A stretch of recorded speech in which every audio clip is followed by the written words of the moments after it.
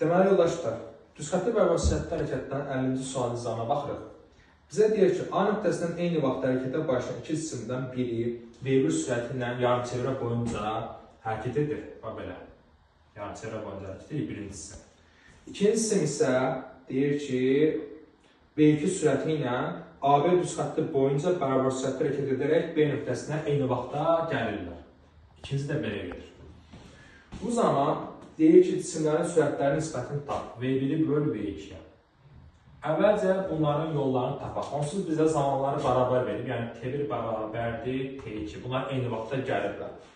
İndi, birincinin getdiyi yolu tapsaq, birinci yarımçevrə boyunca hərəkət etdiyi üçün çevrənin yarısının uzunluğunu bilməliyəm. Çevrənin uzunluğu nəyə bərabərdir? 2π-yə. İndi, bunun yarısını tapsaq, yəni birincinin getdiyi yolu 51 ilə işarə eləsək, 2π-nin yarısı, yəni π, yarım çevrə, π. İkincinin getdiyi yolu tapsaq uşaqlar.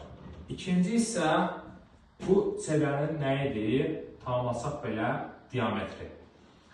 Və A nöqtəsindən O nöqtəsinə 1r radius, O nöqtəsindən B nöqtəsinə 1r radius.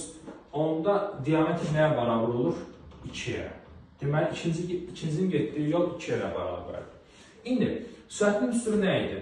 V bərabərdir S bölünsün T. Onda zamanlar eynidirsə, daha çox yol gedənin sürəti böyükdür.